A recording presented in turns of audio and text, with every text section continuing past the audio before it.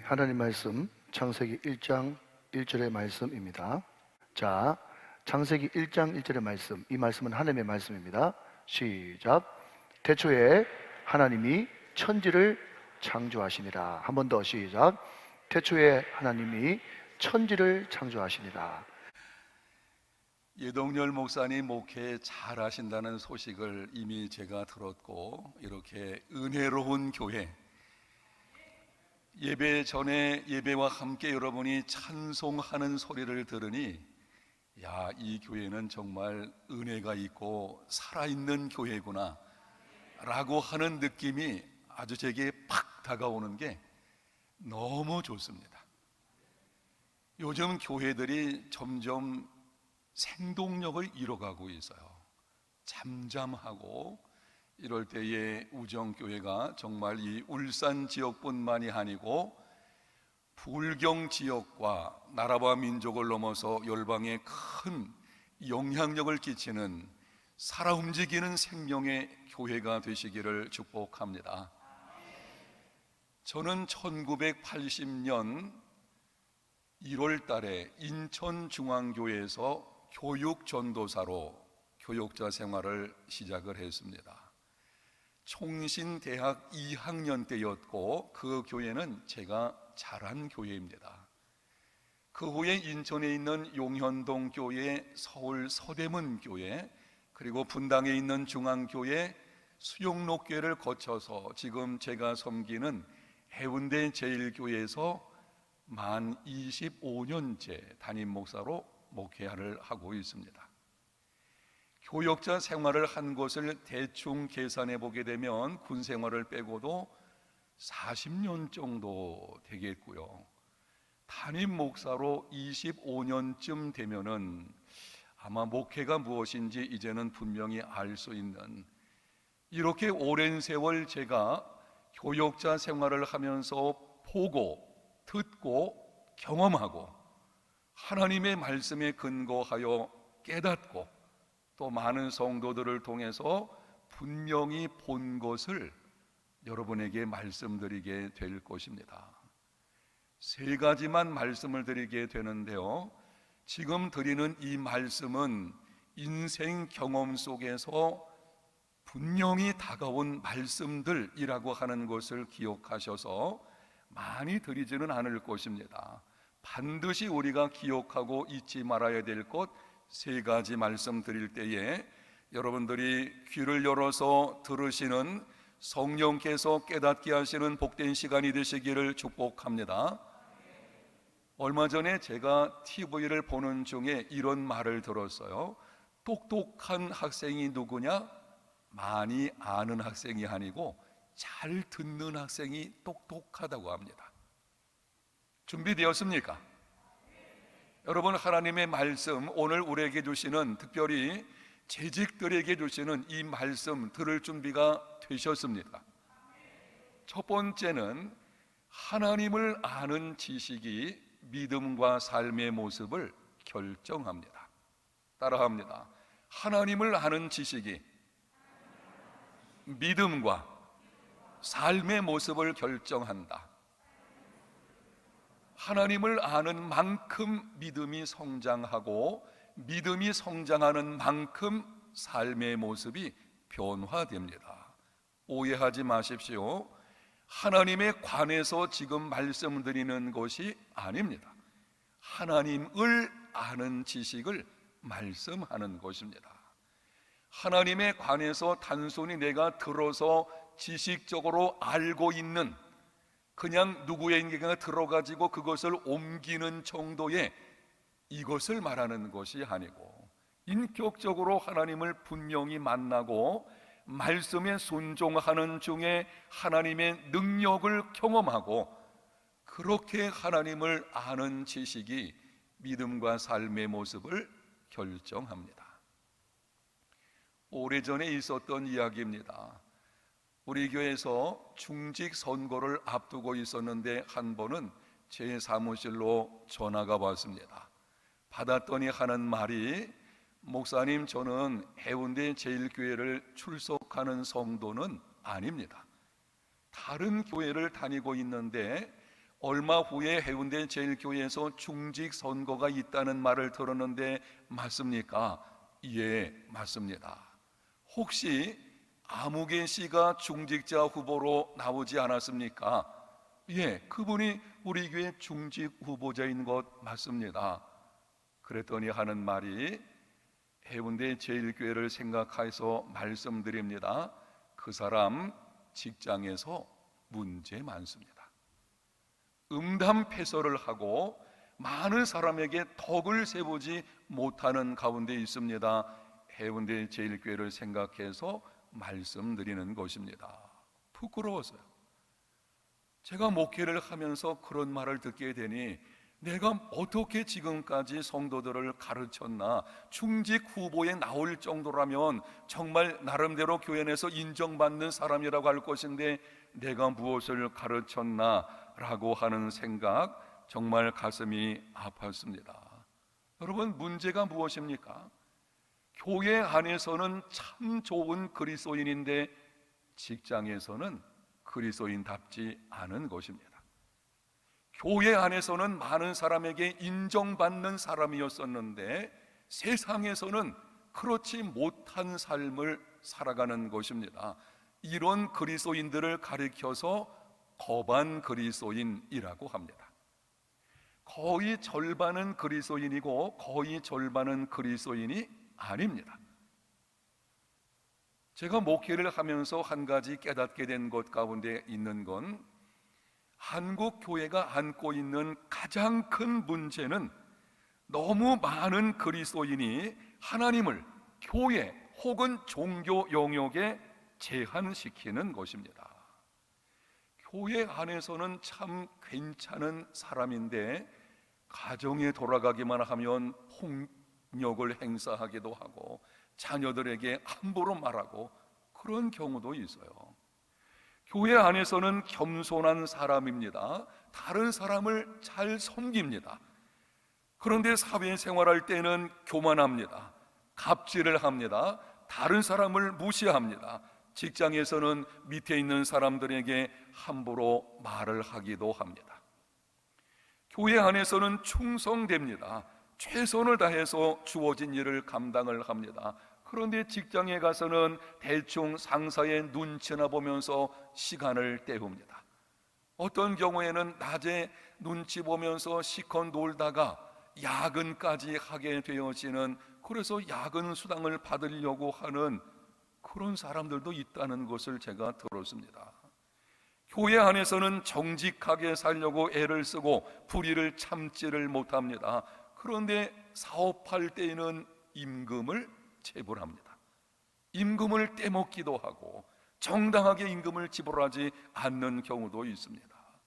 교회 안에서는 정의를 말하고 의를 위해서 기도합니다. 그런데 정치 현장에 나가면 권모술수를 씁니다. 정의보다는 당리당략을 앞세우고 진영 논리를 따라서 거짓을 사실처럼 말하게 되는 이런 일들이 비일비재하는 것을 보게 되는데요. 문제는 뭔가 하면 그 많은 정치가들 중에 그리스도인들이 상당히 많다는 것입니다. 여러분, 왜 이런 일이 일어나고 있는 것입니까? 저는 목회를 하면서 이런 현실이 너무 안타깝고 가슴이 아프고, 이거는 우리가 분명히 짚고 넘어가야 되는 문제거든요.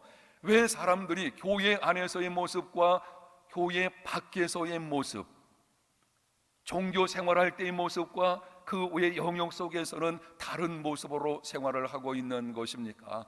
근본 원인은 하나님을 알지 못하기 때문입니다. 하나님을 안다고 말을 하지만 실상은 모르는 것입니다. 하나님이 어떤 분이십니까? 오늘 우리가 읽은 본문, 태초에 하나님이 천지를 창조하시니라. 여러분, 하나님은 언약의 하나님이시며 동시에 창조주이십니다.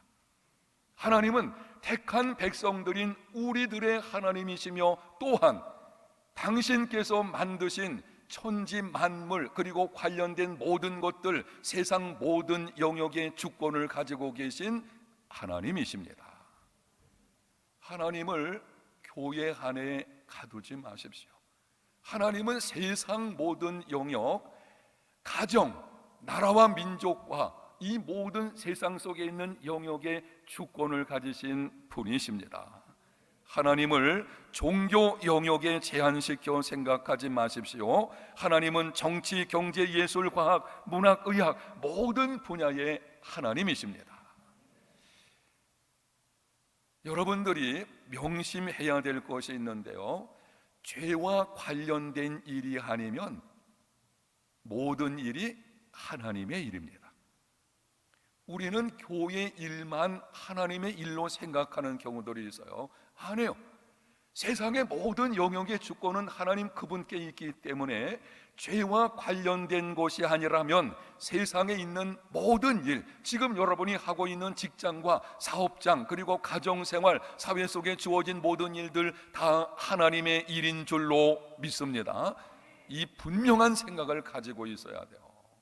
그렇지 않으면 교회 안에서의 모습과 교회 밖의 모습이 다르게 됩니다. 거반 그리스도인은 중직자로서 부끄럽죠. 중직이라고 하는 것은 그 교회를 대표하는 사람이거든요. 한 번은 이런 일도 있었습니다. 제가 오래전에 어디 신도시, 해운대 신도시 그 사택에 살고 있을 때에 한 번은 밤중인데 어떤 사람이 술에 잔뜩 취해가지고는 저희 집을 발로 꽝 차는 것입니다. 야, 문 열어! 제가 놀래서 아니 도대체 누가 이렇게 하나 했더니 그 있죠, 보는 거 안에서 그 모니터로 보니까는 앞집에 사시는 분이신데 그분이 다른 교회 장로 후보였어요. 제가 너무 기가 막혀가지고 나갈 수가 없었어요. 부끄러워할까 봐. 그럼 그 교회가 뭐가 되겠습니까? 여러분, 교회 안에서의 모습과 세상에서의 여러분의 모습이 동일한 모습으로 세워지는 하나님의 일꾼이 되시기를 축복합니다.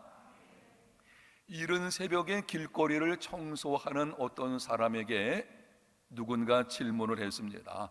당신은 왜 그렇게 일찍부터 길거리를 청소를 하고 있습니까? 그랬더니 이 청소하는 사람들 중에 첫 번째 사람이 이렇게 대답을 했습니다. 목구멍이 포도청인지라 먹고 살기 위해서 어쩔 수 없이 하는 것입니다. 두 번째 사람이 대답을 합니다. 나는 이런 일 할 사람이 아닙니다. 나는 큰 포부를 가지고 있는데 잠시 이 일을 지금 임시적으로 하고 있는 것뿐입니다. 세 번째 사람은 이렇게 대답을 했습니다. 하나님께서 내게 주신 하나님의 일이기 때문에 하고 있습니다. 묻겠습니다. 누가 하나님의 영역 주권을 믿는 사람의 모습이겠습니까? 여러분, 예수 믿는 사람은 직장에서 주어진 것을 감당할 때에도 단순히 먹고 살기 위해 하는 것이 아닙니다. 이런 경우 있어요. 나는 이런 직장에 이런 일을 할 사람이 아닌데 어쩔 수 없이. 그게 교만이에요. 직업에 귀천이 있는가요? 없어요. 무슨 일을 감당하든지 지금 여러분에게 주어진 그 일, 가정에서의 가정주부든지 아니면은 직장에서 일이든지 사업장의 일이든지 내게 주어진 하나님의 일로 알고 주님께 하듯 하는 믿음의 삶이 되시기를 축복합니다. 그때 세상이 변하는 것입니다. 왜 우리는 생명의 복음을 가지고 있는, 복음은 세상을 변화시키는 능력이거든요. 그런데 이 생명의 복음을 우리가 가지고 있음에도 세상이 변화되지 않는 이유가 무엇이겠습니까? 제가 목회를 하면서 고민을 많이 해봤어요. 분명히 우리가 전도하고 있거든요. 나가서 열심히 합니다. 마땅히 해야 되죠. 그런데 세상은 별로 변하지 않는 모습이 있습니다. 한 번은 제가 정의 내리는 것이 그렇구나. 그리스도인들이 교회 안의 모습과 세상의 모습이 다른 거예요. 안 변하는 것입니다. 오늘 본문의 말씀에 근거해서 지금까지 여러분에게 드린 이 말씀에 근거해서 권면의 말씀을 드리겠습니다. 혹시 여러분들에게 해당하는 직업에 관련된 것이라면 아멘으로 받고 그렇게 행하는 삶이 되시기를 바랍니다. 여러분이 요식업, 음식을 만드는 업에 종사하고 있다면 주님께 드릴 음식으로 생각하고 만드시기를 바랍니다. 이런 말들을 듣게 됩니다. 아이고, 우리 식당에서는 우리 가족을 먹일 생각 같은 그 마음을 가지고 합니다. 너무 귀하죠. 가정 식구들을 먹일 것처럼 준비한다. 칭찬받아야 될 것입니다. 그런데 기억하십시오. 그리스도인은 그런 수준 안 해요. 가정 식구들을 먹이는 수준이 아니고 그 이상으로 예수님 대접할 것이라는 마음으로 음식을 만들고 사업을 하는 삶이 되시기를 축복합니다. 그러면은 변화가 되는 거예요. 여러분이 사업을 한다면 예수님께 드릴 것이라고 생각하면서 물건을 만드십시오. 아주 오래전에 제가 한 번은 과일 바구니를 받은 적이 있었는데요, 보니까는 너무 탐스럽고 보기가 좋습니다. 그런데 그 과일을 이렇게 안을 열어다 보니까 썩은 게 있는 거예요. 제가 그런 생각을 했습니다. 이거 예수 믿는 사람은 이러면 안 되는데. 그런 경우들이 있죠. 겉으로 보기에는, 그래서 사람들에게 하면서도 그 돈을 몇 푼 벌겠다고 거짓되게 행하는 거죠. 그런 사업자가 되어서는 안 될 것입니다. 정말 정직하게 해야 될 것이고, 저는 제가 섬기는 교회에서 종종 그렇게 말합니다. 사업장에서 이중장부 기록하지 마십시오. 정당한 세금을 내시고 부끄럽지 않은 이런 사업가가 되십시오.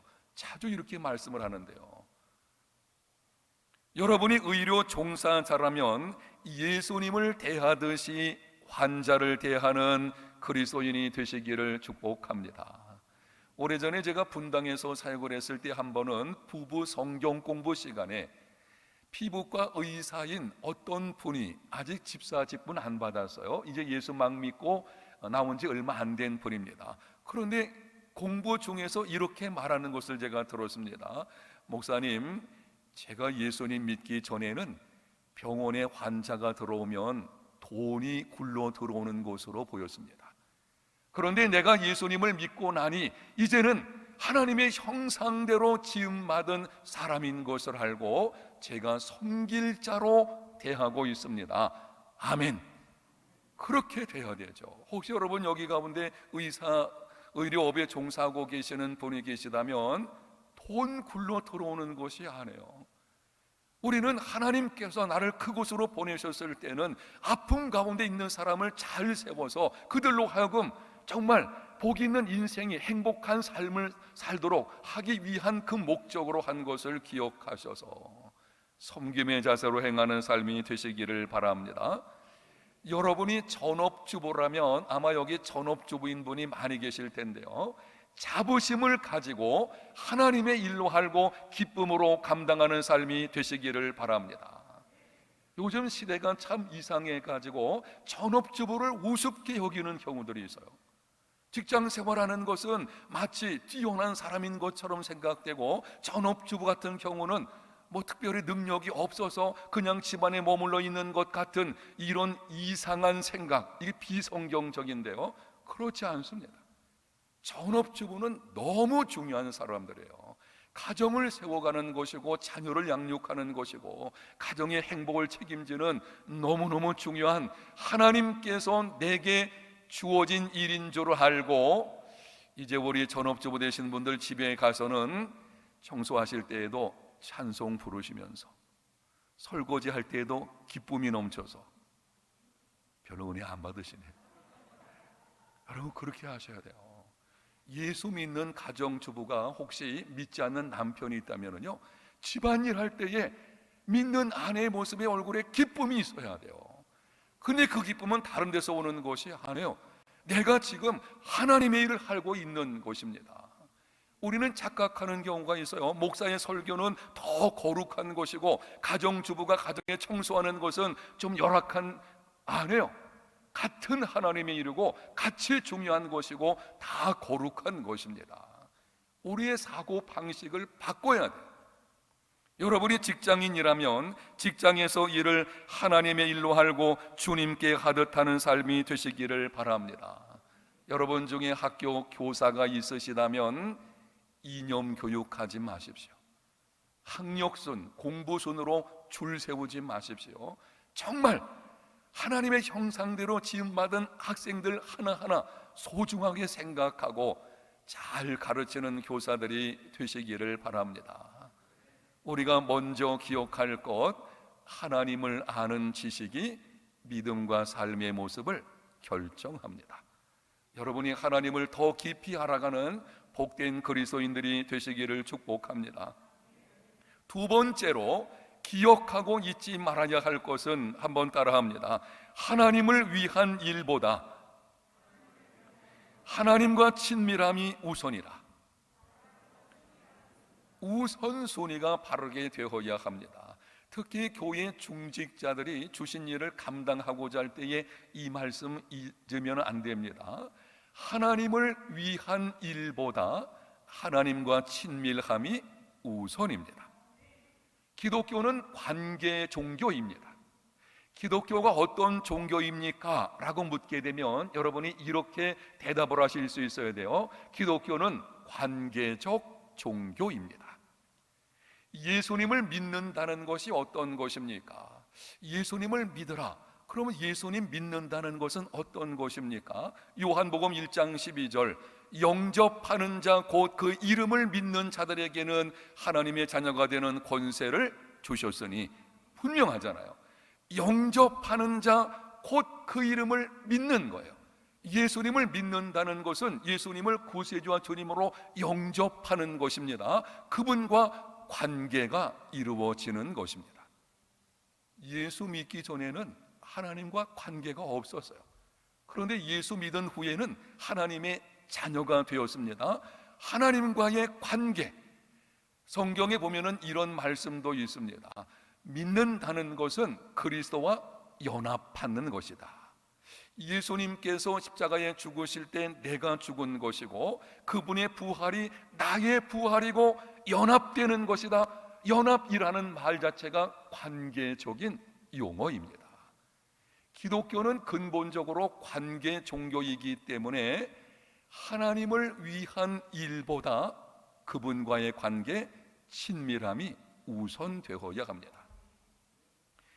누가복음 10장에 보게 되면 예수님께서 마르다와 마리아의 가정을 방문하신 사건이 나옵니다. 여러분이 알고 계실 것입니다. 예수님께서 오셨으니 얼마나 기쁘겠습니까? 마르다는 열심히 예수님을 대접하기 위해서 주님을 위한 일을 열심히 감당을 했습니다. 그런데 동생 마리아는 예수님 곁에서 말씀을 듣고 있네요. 지금 바빠 죽겠는데 한가하게 말씀이나 듣는 것처럼 보여서 부탁을 했습니다. 주님, 내 동생에게 좀 말씀하셔서 나를 도와주라고 해 주옵소서. 그때 예수님께서 이렇게 말씀을 하셨습니다. 마르다야 마르다야, 네가 많은 일로 염려하고 근심하나 그러나 몇 가지만 하든지 혹 한 가지만이라도 족하니라. 마리아는 이 좋은 편을 택하였으니 빼앗기지 아니하리라. 마르다가 예수님을 위해서 그렇게 열심히 일을 했는데 문제가 무엇입니까? 예수님을 위해서 일한 것 자체가 문제가 아니에요.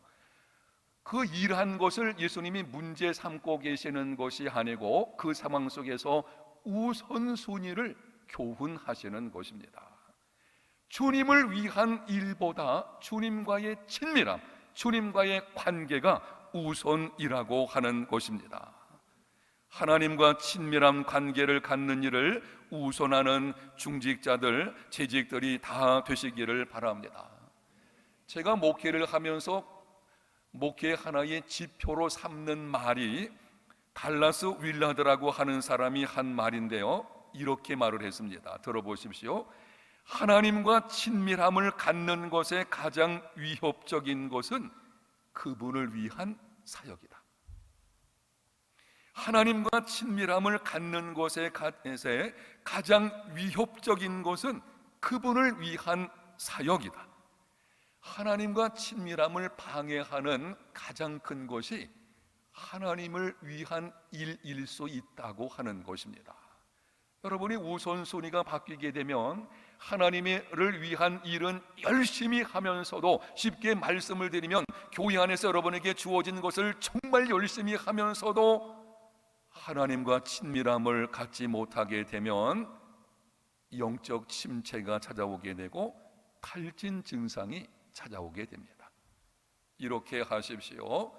여러분이 열심히 주님을 위해서 수고하는 그것이 영적 침체가 되지 않도록 하나님과 친밀함을 우선할 수 있는 믿음의 삶이 되시기를 축복합니다.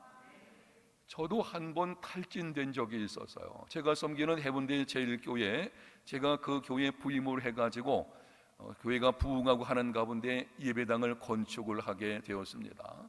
예배당 건축하는 과정 속에서 사실은 그렇게 하면 안 되는데 제가 좀 실수한 것이 하나 있었습니다. 제가 수영로교에서 사역할 때에 정필도 목사님이 종종 하신 말씀이 예배당 건축할 때에는 절대 본 교인에게 맡겨서는 안 된다, 여러 번 들었거든요.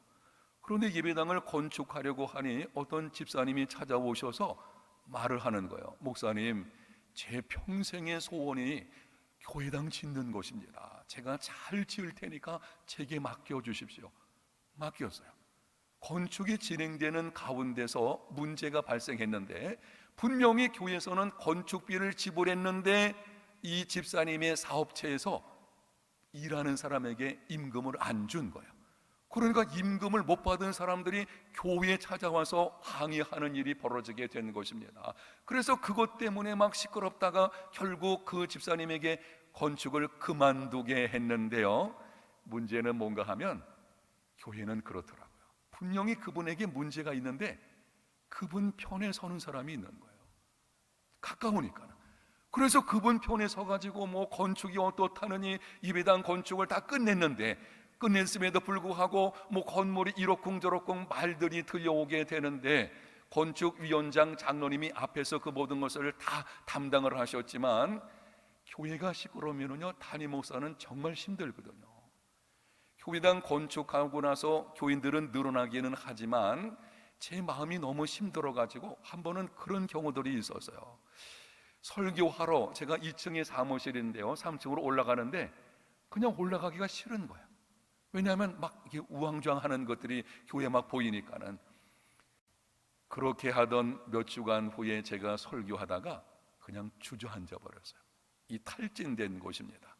그래 주저앉았다가 일어나 설교를 했는데 담임 목사가 지쳐가지고 그런 모습을 보고 나서는 교인들이 확 달라졌어요.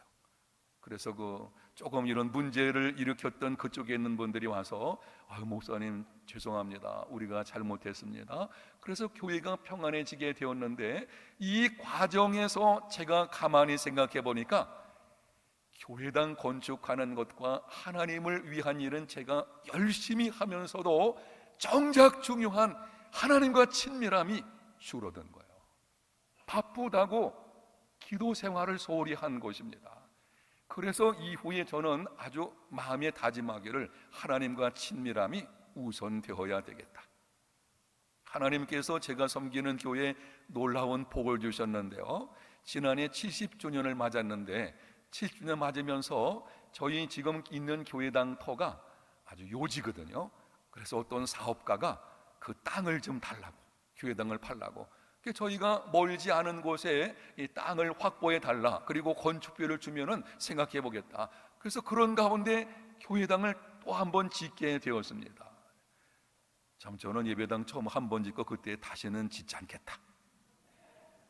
근데 이번에 하나님이 기회를 주시는데, 이번에는 뭐 땅도 주시고 건축비도 주시고 모든 조건이 다 맞아서 그렇게 진행하게 되는데요, 이번엔 제가 단단히 결심했습니다. 그래서 교인들에게 기도합시다. 800일 8000시간 릴레이 기도를 합시다. 지금 우리 교회는 지금 기도 들어갔어요. 2024년 말에나 그 준공 계획을 지금 가지고 있지만 벌써 800일 8000시간 이상을 릴레이 기도, 매일 10시간씩 교인들이 돌아가면서 기도하고, 그리고 모든 일에 기도하고. 왜 그렇습니까? 하나님을 위한 일보다 하나님과 친밀함이 우선인 줄로 믿습니다. 우선순위가 바뀌게 되면은요, 열매를 맺을 수가 없어요. 재직들이 이 말씀을 정말 기억해야 돼요. 그러면은 하나님을 위한 일보다 하나님과 친밀함을 우선하려면 어떻게 해야 되겠습니까? 한번 따라합니다. 나만의 길갈이 있어야 된다. 나만의 길갈이 있어야 됩니다. 말씀과 기도로 하나님과 깊이 교제하는 장소, 나와 하나님 사이에 깊은 교제할 수 있는 어떤 특별한 장소, 그게 길갈입니다.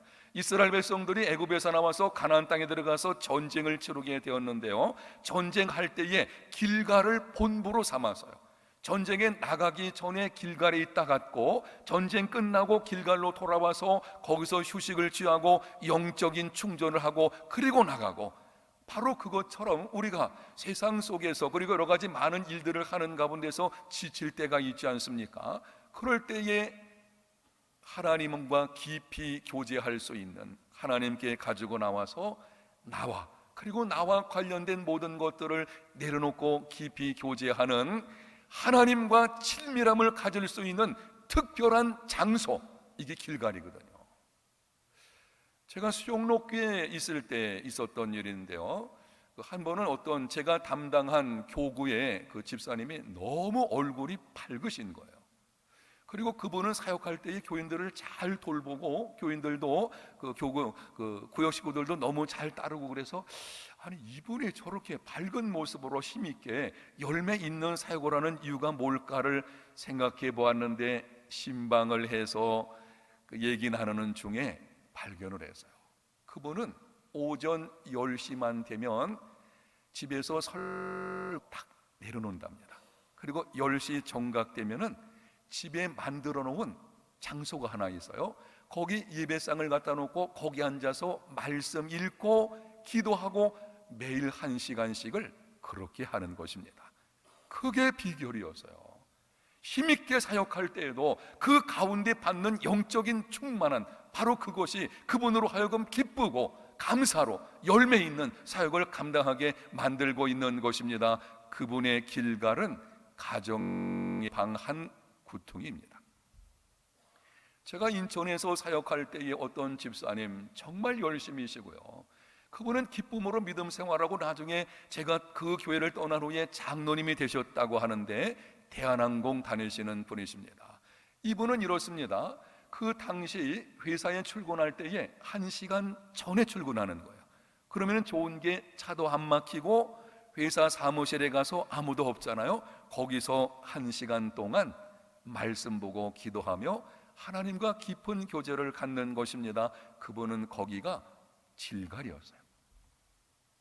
어떤 분 경우에는 저희 교회에 칭찬할 만한 분들이 있는데요, 그분 중에 저도 5년 동안 모르는 일이 있었어요. 우리 교회 어떤 시무 집사님께서 매일 출근하실 때에 교회당에 와서 기도하고 30분에서 1시간 기도하고 하시고, 퇴근하고 나서는 와서 기도하기 전에 화장실 청소한 거예요. 아니, 화장실을 그분이 청소한 걸 몰랐어요. 근데 아무도 모르게 화장실을 딱 청소하고, 그리고 교회에서 30분에서 1시간 기도하고 집으로 돌아가고, 그분의 길갈은 바로 교회당이죠. 아마 틀림없이 여러분들 가운데는 새벽 예배를 꾸준히 나오신 분이시라면 교인들 가운데 보게 되면 예배 자리 맞는 경우 있죠. 오전교회는 맞는지 안 맞는지 모르겠네요. 제가 주일날 강단에 딱 서면은요, 오늘 누가 출석하고 출석하지 않은지 딱 알 수 있어요. 왜 그런지 아십니까? 항상 그 자리에 앉거든요. 여러분 안 그러신가 보네요. 사실은 주일날 자기 자리 맞는 거 중직자는 그렇게 하면 안 돼요. 제가 속상한 일이 한 번 있었습니다. 제가 섬기는 게 어느 중직자가 늘 이 자리는 내 자리에 앉았어요. 근데 한 번은 어떤 새가족이 거기 앉은 거예요. 미리 와가지고. 그랬더니 큰 소리로 여기 내 자리니까 다른 데로 가시오. 와, 제가 그 말 듣고 속상해가지고 적당한 기회에 교인들에게 그랬습니다. 자리 맞지 마시라고. 여러분, 그런데요, 새벽 기도 나와서 기도하는 건 여러분 자리 맡으셔도 괜찮겠습니다. 새벽에는 여기 또 예배당이 굉장히 크니까 상관없겠죠. 새벽에 여러분들이 예배당에 한 자리 좀 정하셔가지고 그것을 여러분의 길갈로 삼으십시오. 여러분에게 한번 묻겠습니다. 지금 여러분의 길갈은 어디입니까? 여러분 가운데 목사님, 나는 평소에 순간순간 하나님께 기도합니다. 차 운전할 때도 기도하고 어디 가서도 기도하고 잠깐 늘 하나님과 교제합니다. 칭찬받을 만하죠. 그렇게 하십시오.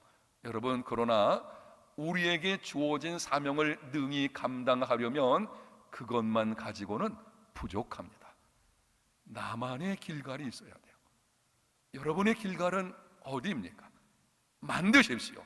여러분에게 있다면 그곳을 지키십시오. 아니면 만드십시오. 부탁한다면 재직들은 새벽에 나와야 되죠. 교회당에 나와서 여러분이 어느 한 자리에 정하시고 그곳에 앉아서 하나님 앞에 1시간이고 2시간이고 깊이 기도하는 중에 하나님과 친밀한 관계를 이루는 그리스도인들이 다 되시기를 축복합니다.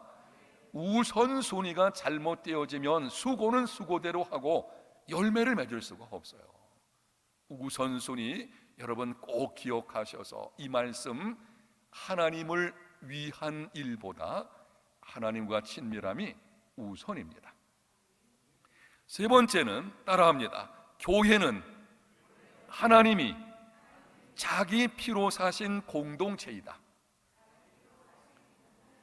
교회가 무엇입니까? 라고 물으면 저는 여러 가지를 말씀드릴 수가 있는데요, 그 중에 오늘 한 가지만 말씀을 드리는 것입니다. 교회는 하나님이 자기 피로 사신 공동체입니다. 사도행전 20장을 보면 바울이 밀레도에서 사람을 에베소에 보내가지고 교회 장로들을 청했습니다. 장로들이 왔을 때에 고별 설교를 합니다. 그 중에 사도행전 20장 28절에 이렇게 말씀을 합니다. 여러분은 자기를 위하여 또는 온 양떼를 위하여 삼가라. 성령이 그들 가운데 여러분을 감독자로 삼고 하나님이 자기 피로 사신 교회를 보살피게 하셨느니라. 아멘. 교회는 성자 하나님께서 자기 몸을 십자가에 내어주심으로 피를 통해서 사신 공동체입니다. 오래전에 제가 분당에서 사역했을 때 있었던 일입니다. 한 번은 분당 중앙교회에 제가 있었는데 그 담임 목사님이 저하고 친한 친구이거든요. 친한 친구다 보니까 서로 좀 불편한 것들도 있었어요. 그래서 한 번은 속으로 생각하기를 내가 이제는 다른 데로 좀 나가야 되겠다.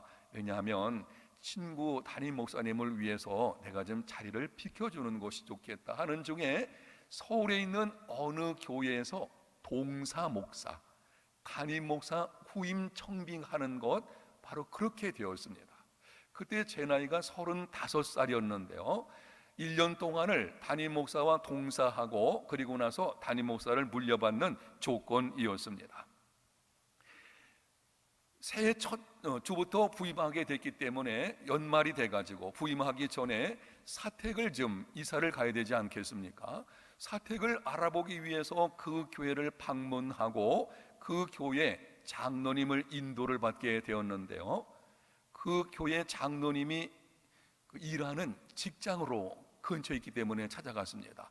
근데 장로님을 딱 만나는 순간 그분의 저를 보는 표정이 이렇게 위아래로 막 이렇게, 그 표현이 좀 이상합니다. 그 꼬나 본다는 말 있죠. 그렇게 보는 거예요. 제가 순간적으로 기분이 굉장히 안 좋았어요. 아니 어쨌거나 부목사로 오는 것도 아니고 담임 목사 후임으로 동사 목사로 오는 건데, 아니 저 장로님이 어떻게 이렇게 표정을 지으면서 볼 수가 있겠나. 뭐 어쨌든 그 장로님 인도를 받아가지고 사택을 다 이렇게 쭉 둘러보고 그리고 집으로 돌아오게 되었는데 마음이 조금 안 좋았습니다. 이런 생각이 들었어요. 내가 저런 장로님들과 함께 평생 목회를 여기서 할 수 있겠나. 아내에게 물어봤습니다. 당신 생각은 어떠냐고. 아내도 그렇습니다. 이런 경우는 쉽지 않겠다고. 제가 그래서 그 문제 가지고 고민을 하다가 부임 한 주를 남겨놓고 그 교회 담임 목사님에게 전화를 했습니다. 목사님, 아무래도 제가 갈 수가 없겠습니다. 그 목사님은 너무 놀랄 일이죠. 아니 당회 결정하고 공동회의를 하고 그리고 새로 담임 목사, 후임 목사가 온다고 사택 만들어 놓고 김장 준비해 놓고 심지어는 교역자들 중에 일부까지도 이렇게 정리해 놓은 상태에 있는 것입니다. 그런데 오지 않는다고 하니 너무나 놀랄 일이죠. 지금도 제가 그 음성이 뒤에 들리는 것 같은데요, 그 연세 많으신 목사님이 말씀하시기를, 신 목사님, 제가 30년 목회했지만 이런 경우는 처음입니다. 무슨 말을 들어서 우리에게 오기를 거절하는지는 모르겠지만 일단 오셔야 됩니다. 만약에 오시지 않으면 우리 교회는 어떻게 되겠습니까? 그런데 한번 그렇게 한 상황인데 어떻게 그 교회 갈 수가 있겠습니까? 이쯤에서 여러분에게 한 가지 권면해 드리겠는데요, 재직들은 친절한 사람이 되어야 합니다. 제가 그 교회 안 간 이유가요, 그 장로님이 너무 좀 불친절해가지고 안 가게 되었었는데요. 여러분, 재직들은 친절, 아마 우정교회는 친절하시죠? 예, 그런 거 저 믿습니다. 친절해야 돼요. 말 한마디를 해도 사실은 이렇습니다. 교회에서 대접받아야 될 사람은 중직자 아니에요. 여러분이 교회 안에서 1년이고 2년이고 이제 어느 정도 교회에 정착되면은 대접받을 생각하지 마십시오. 교회는 섬기는 공동체거든요. 그러면은 교회에서 대접받고 교회에서 왕같이 정말 섬김을 받을 사람, 이들이 누굽니까? 새가족들이에요. 새가족들은 대접받아야 되죠. 그럼 새가족은 어느 때까지입니까? 1년 지나면 헌가족. 그때는 여러분 대접받을 생각하지 마십시오. 잘 되는 교회가 있고 안 되는 교회가 있는데요, 중직자들 그리고 재직들이 대접받으려고 하는 교회는 안 되는 교회입니다. 주님께서 자기 피로 사신 공동체라는 것은 주님이 자기 몸을 내어주셨어요. 그래서 교회 공동체가 이루어진 것입니다. 그런데 교회 안에서 대접받겠다고요? 아니죠. 우리는 섬기는 자로 이 자리에 있는 것입니다. 아멘. 정말 우정교회는 중직을 받을수록 겸손히 내려가서 섬기는 일을 힘쓰는 이런 교회 되시기를 축복합니다. 어쨌든 제가 그 교회를 가지를 않은 것입니다. 제가 마음속에 생각하기를 이미 섬겼던 교회는 사임을 했죠. 이제 담임 목사 후임으로 간다 그랬으니까 오랫동안 수고했으니까 뭐 한두 달 정도 내가 쉬면서 재충전의 시간을 가져야 되겠다. 그래서 한 달이 지나고 두 달이 지났습니다. 세 달째쯤 돼가지고 이제는 내가 사역을 좀 해야 되지 않겠나 생각해 보세요. 아무리 목사라도 가정 식구들이 있고 먹고 살아야 되잖아요. 그러니까 어디 사역을 나가야 되지 않겠습니까? 근데 사역지가 안 열리는 것입니다. 저는 그때까지 이력서를 내고 교회를 간 적은 없었어요. 제가 지금 해운대 제일교회 올 때도 제가 이력서 내고 온 것이 아닙니다. 그 당시 어떤 방법을 통해서 이렇게 불러서 이렇게 가게 되었었는데요, 그때는 이력서를 내도 안 되는 거예요. 심지어는 제가 쉬고 있다는 것을 듣고 잘 아는 어느 원로 목사님이, 그 원로 목사님이 저를 잘 알아서 원로 목사님이 그 원로 목사님이신 그 교회, 서울에 있는 어느 교회 추천서를 써줬습니다. 신 목사님 이거 가지고 가서 한번 설교하시라고. 그런데 안 됐어요. 여러분, 아니 뭐 부목사를 뽑는데, 그때는 부목사로 이제 갈려리는 거죠. 부목사를 뽑는데 원로 목사님의 추천장이 있는데 안 된다? 이게 드문 일입니다. 안 되는 것입니다. 이게 몇 번 반복되니까는요, 제가 이제는 다급한 생각이 드는 것입니다. 이럴 때 어떻게 하면 좋겠습니까? 하나님께 나가서 씨름해야 되겠죠. 그래서 짐을 싸가지고 분당에서 멀지 않은 광림수도원이라고 서울 광림교회에서 운영하는 그 수도원이 있거든요. 거기 뒷산에 올라가서 돗자리 펴고 기도하기를 시작을 했습니다. 하나님, 이제는 제게 사역지를 좀 열어주시기를 원합니다. 그렇게 기도하는 중에 하나님의 음성을 제가 듣게 되었는데요, 이렇게 말씀하셨어요. 내가 핏값을 주고 산 교회를 흔들어 놓고도 사역지가 열리기를 원하느냐? 여러분, 저는요 그 음성을 듣는 순간 너무 놀라서요, 내가 한 교회를 그렇게 흔들어 놓고 어쨌든 그렇게 결정을 했으면 가야 됐어야죠. 여러분 생각해 보세요. 그 교회 입장이라면 어떤 일이 벌어졌겠습니까? 아마 목사님도 원망을 들었을 것이고 당회도 좀 시끄러웠을 것이고 우왕좌왕하는 일이 벌어졌겠죠. 한 교회를 흔들어 놓고도 사역지가 열리기를 바라느냐고 말씀하시는 것입니다. 제가 음성을 듣는 순간 온 몸에서 그냥 소름 돋는 것 같은데요, 기도가 바뀌었습니다. 사역지 열어달라는 게 아니고 하나님 아버지 용서해 주옵소서. 하나님께서 핏값을 주고 사신 공동체인데 어쨌든 제가 흔들어 놔서 그 교회에 큰 피해를 입혔으니 나를 용서해 주시옵소서. 그냥 대성통곡하고 울다가 내려왔습니다. 그런데 놀랍게도 그 주간에 두 군데서 연락이 왔어요. 서울에 있는 어느 큰 교회하고 부산에 있는 어느 큰 교회입니다. 부산에 있는 큰 교회, 바로 그게 수영로 교회였었거든요. 이제는 행복한 고민이 된 것입니다. 친구에게 물어봤습니다. 야, 이게 서울에 있는 교회하고 부산의 수영로 교회가 연락이 왔는데 어디를 가면 좋겠냐? 그 친구가 하는 말이, 계속 교육하고 목회 자료 같은 것을 얻으려면은 서울에 남아 있고, 아니고 목회를 배우려면 부산으로 내려가라. 저는 그 말 듣고서 두말하지 않고 짐 싸가지고 부산 수영로교로 내려오게 된 것입니다. 놀라운 사실은요, 그리고 나서 수년이 지난 후에 제가 그 친구에게 말을 했어요. 야, 자네가 이렇게 나한테 얘기해가지고 내가 그때 수영로교에 내려가는데, 그 친구 하는 말이, 내가 그런 얘기해서? 나 모르겠는데 누가 하신 건가요? 하나님이 그렇게 하신 것이죠. 수영로교에 와가지고 제가 꼭 3년 있었는데요, 처음에는 교육을 담당하다가 중간에 행정목사로 해가지고 3년간 있었는데 진짜 제가 필요한 것을 거기서 배웠습니다. 이게 하나님의 인도하심이었습니다. 사랑하는 성도 여러분, 기억하십시오. 교회는 하나님이 자기 피로 사신 공동체입니다. 그래서 우리는 몇 가지 기억할 것이 있는데요, 5가지만 간략하게 권면의 말씀을 드립니다. 어떠한 경우도 교회를 흔드는 일이 있어서는 안 됩니다. 교회는 내 소유가 아닌 주님의 것입니다. 이건 제가 경험한 것입니다. 저는 어디 가서 이 교회에 관해서 얘기할 때 이 말씀을 꼭 드리게 되는데요, 제가 음성을 들었거든요. 여러분 가운데 아이고 뭐 하나님의 음성을 어떻게 들을 수 있나? 하나님 말씀하시는 분이십니다. 많은 경우에는 성경을 통해서 말씀을 하시죠. 기도하는 중에 성경 말씀을 생각나게 하심으로 말씀하시는 것입니다. 고난이나 이런 환경을 통해서 말씀하시고 그곳으로 인도하시는 경우도 있습니다. 그런데 아주 드물게는 분명히 음성을 들려주시기도 합니다. 저는 지금까지 아주 분명한 음성 2번 들었는데요, 또 한 번은 미국에 안식년 가 있을 때에 마음이 혼란스러울 때 그때 음성 들었는데 아주 기가 막힌 음성이에요. 이렇게 말씀을 하시더라고요. 내가 나를 사랑하느냐? 야, 근데 그 음성이 아주 청아하고 너무 맑은 음성이에요.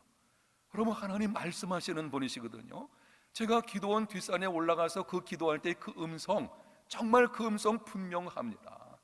교회는 하나님이 자기 피로 사신 공동체입니다. 저는 지금까지 오랜 세월 목회하면서 교회를 자기 마음대로 흔들려고 하는 사람치고 잘 되는 경우 못 봤습니다. 이건 제 경험을 통해서 말씀드리는 것입니다. 우정교회는 제가 여기 들어오기 전에 이 목사님 통해서 잠깐 들었는데요, 아주 뭐 은혜가 넘치고 화평하고 참 좋은 교회로, 아멘, 평안한 교회로 너무 감사하죠. 예동열 목사님 수영로교회 행정목사 계실 때부터 제가 알고 있었는데요, 아주 목회 잘하신 걸 보니까 너무 감사하고, 요즘은 제가 이런 생각 듭니다.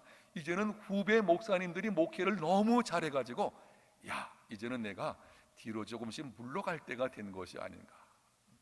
장강의 뒷물결이 앞물결을 밀어낸다. 혹시 이런 얘기 들어본 적 있습니까? 너무나 감사합니다. 우정교회가 평안한 가운데 있는데 여러분 기억하십시오. 교회는 하나님이 자기 피로 사신 하나님의 것입니다. 어떤 경우에도 여러분이 좌지우지하려고 하지 마십시오. 2번째는 교회에 대한 부정적인 언행을 하지 말아야 합니다. 교회는 그냥 공동체가 아니에요. 하나님이 자기 피로 사신 공동체거든요. 그런데 우리가 어떻게 함부로 부정적인 말을 할 수 있겠습니까? 오래전에 들은 속상한 일들 가운데 하나인데요, 제가 들려오는 말이 이런 거 있었습니다. 아니, 교인들이 카페에 가서 이 주일날 오전 예배 드리고 오후 예배 그 시간 있으니까는 카페에 앉아가지고 뭐 교회가 어떻다느니, 뭐 교회 문제가 무엇이 나느니 이런 얘기를 했다는 말을 제가 듣고 속상한 게 뭐냐 하면, 여러분, 교회는 이 건물 아니에요. 교회는 예수 믿는 사람들의 모임이에요. 교회가 뭐냐? 바로 내가 교회인 것입니다. 우리 모두가 교회를 이루는 것이거든요. 이 말은 교회에 관해서 마치 남 얘기하듯 하지 마십시오. 우리 교회는 이런 거 있어. 혹시 교회가 완벽한 교회는 없지 않습니까? 지상에 있는 교회는 다 문제가 있으니까. 교회가 뭐 이런, 아니 남 얘기하는 것처럼 자신이 교회인데, 지금 당신이 교회인데 남 얘기하는 것처럼 하고 있어요. 이게 교회가 뭔지를 모르는 것입니다. 여러분, 부정적인 말은 하나님의 능력을 나타낼 수 없습니다. 어떠한 경우에도 부정적인 말은 입 밖에 내지 않는, 오히려 그것을 바꿔서 믿음의 말을 하는 여러분의 삶이 되시기를 축복합니다. 그렇게 돼야 돼요. 시간이 조금 지나고 있지만 한 가지 예화를 좀 들고 넘어갑시다. 한 번은 부산에 있는 어느 교회에 제가 재직 헌신 예배를, 말씀을 인도하기 위해서 간 적이 있었는데요, 교회당에 딱 들어갔더니 분위기가 너무 침울한 거예요. 우정교회는 제가 딱 들어오니까 이 찬송부터 해가지고 여러분 일어나서 뛰면서 찬송하고, 이 살아있는 이런 역사에 보니까 너무 감사한데, 그 교회는 잠잠하게 이상한 거예요. 아니, 이 교회가 왜 이렇게 침울한 가운데 있을까 생각을 했더니, 이유를 아는 것이, 대표 기도하는 어느 시무 집사님이 이렇게 기도를 합니다. 하나님, 우리 교회는요 이것도 문제고 저것도 문제고, 이것 때문에 안 되고 저것 때문에 안 되고, 우리 교회가 이렇습니다. 제가 너무 속상했어요. 아니, 하나님의 교회를 어떻게 그렇게 할 수 있겠어요? 그러니까 부정적인 사고방식이 꽉 박혀 있는 거예요. 재직들이 부정적인 사고방식을 그렇게 가지고 있으니까 그 교회가 잘 될 리가 없죠. 그냥 침체된 것이고요. 그날 설교할 때도 제가 너무 힘들었어요. 여러분, 부정적인 말은 입 밖에도 내지 마시고, 그럼 어떻게 하면 좋겠습니까? 부정적인 모습이 보일 수는 있어요. 그러나 하나님께서 당신이 사신, 피로 사신 공동체이기 때문에 반드시 하나님이 당신의 뜻을 이루어 주실 것입니다. 믿음의 말로 바꾸십시오. 이런 부분이 있지만 하나님께서 반드시 이를 이루어 주실 것이다. 합력하여 선을 이루어 주시리라. 믿음을 선포하십시오. 바로 그게 바른 교회 생활이죠. 세 번째는, 교회는 세상의 희망임을 확신해야 합니다. 제게는 분명한 믿음이 있는데요, 교회는 문제가 좀 있다고 할지라도 세상의 희망입니다. 세상 사람들이 교회 관해서 이러쿵저러쿵 얘기를 하죠. 교회 문제가 있고 그러다 보니 가난한 신자도 있고 이런 말들을 하게 되어지는데요, 여러분, 그래도 교회만이 세상의 희망입니다. 세상의 희망은 예수 그리스도뿐이시고, 예수 그리스도의 복음을 담당하고 있는 것이 교회입니다. 세상을 살리는, 변화시키는 복음을 담당한 공동체, 교회 말고 어디가 있겠어요? 바로 교회는 세상의 희망입니다. 이것을 여러분이 잊지 마십시오. 하나님이 자기 피로 세우신 공동체, 핏값을 지불하면서까지 세우신 것은 바로 희망의 공동체거든요. 여러분, 교회를 생각할 때에 언제나 세상의 희망, 세상의 소망의 공동체라는 것을 잊지 마시기를 바랍니다. 네 번째는, 전심전력해서 교회를 세우는 일을 힘써야 합니다. 그게 재직의 일이죠. 우리가 전심전력해서 교회를 세운다고 하는 말은 단순히 건물의 문제가 아니고, 우리 교회 공동체, 우정교회 공동체 성도들을 잘 세워가는 이 일을 힘써야 되는 것입니다. 시간을 들이고 물질을 들이고 몸을 들이고 헛되지 않습니다. 왜 그렇습니까? 하나님이 자기 피로 사신 공동체거든요. 그래서 우리는 마땅히 전심전력해서 세우는 일을 힘써야 합니다. 마지막으로, 자기 일보다 그리스도 예수의 일을 먼저 구하는 재직들이 되시기를 축복합니다. 나의 일이 있고 주님의 일이 있다면 우선순위를, 주님의 일을 우선순위로 둘 수 있는, 그게 재직이에요. 재직이라는 말은 내가 이제는 주님을 위해서 우선순위를 두겠다는 뜻이거든요. 이러한 믿음의 삶 다 되시기를 바랍니다. 오늘 여러분에게 설교 제목을 기억하라, 결코 잊지 마라. 인생 경험 속에서 또 많은 것을 보고 하나님의 말씀에 근거해서 세 가지 말씀을 드렸습니다. 제가 정리해 드리겠습니다. 첫 번째는 무슨 말씀을 드렸죠? 하나님을 아는 지식이 믿음과 삶을 모습을 결정한다. 하나님을 깊이 알아가는 삶이 되시기를 축복합니다. 두 번째는 하나님을 위한 일보다 하나님과 친밀함이 우선입니다. 세 번째는 교회는 하나님이 자기 피로 사신 공동체입니다. 바로 이 말씀을 순종하는 중에 우정교회가 지금까지도 하나님의 은혜 가운데 놀라운 부흥의 역사와 또 많이 선한 영향력을 끼치는 교회로 세워졌는데, 앞으로 더 크게 하나님께서 역사하시는 이런 공동체 꼭 되시기를 예수님 이름으로 축복합니다.